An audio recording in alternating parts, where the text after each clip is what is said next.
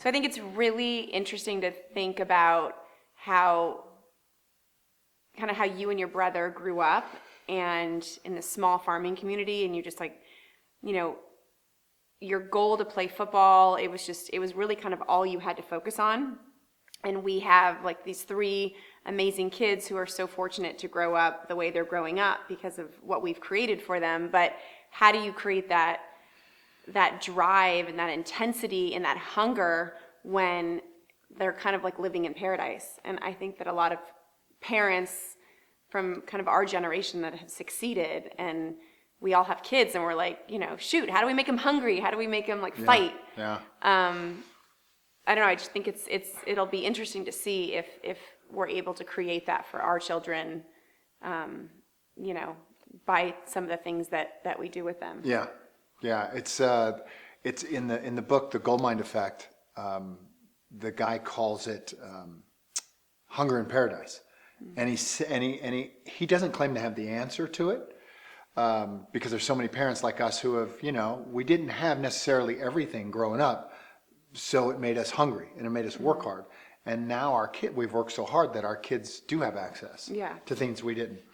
And so how do you create hunger in paradise? And in the book, The Goldmine Effect, what he does say, he says, he who can come up with that question or that answer to that question, that's the $1 billion question. That.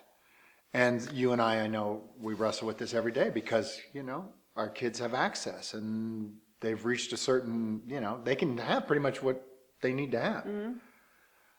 Well, and I think one of the things that, like, I mean, I know you really helped me with, and I don't think it really occurred to me ever until this moment happened, but our son was playing in a basketball game and he had a really, really bad game, and he was so upset. I mean, he wouldn't go shake the other kids' hands, and I don't even think you were at the game. Yeah, I remember that.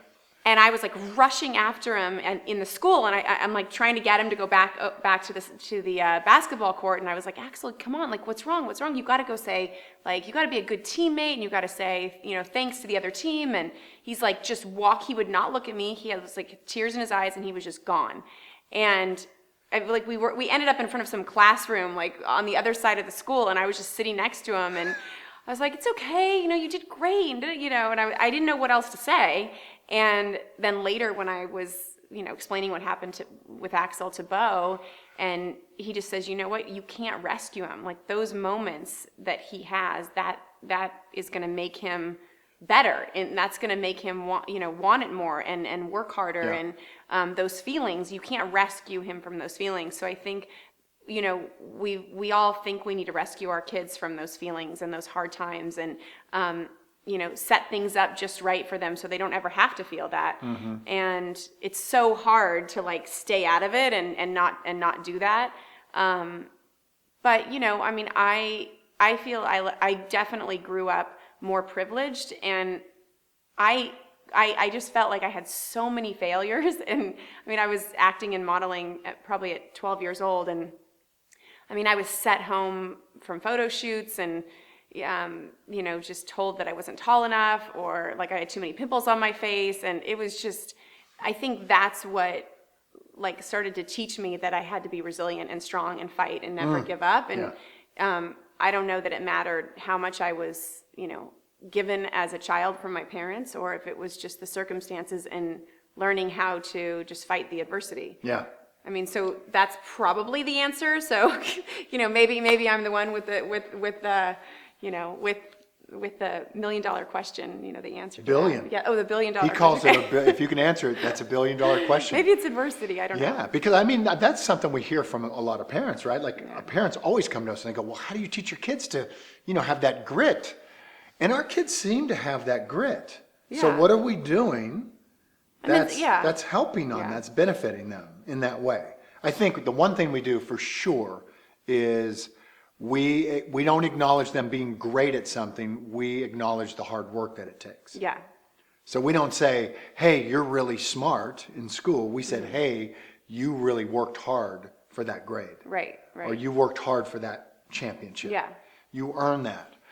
And then they also see us working hard too. So I think, you know, everyone always says that, you know, they don't do what you say, they do what you do. And, you know, we definitely are committed and work together and never give up. And we're always, okay, what's next? What's next? And they definitely see that and they're part of that. And, you know, I think they're going to be better for that. Yeah. Yeah. So I guess that's the you know,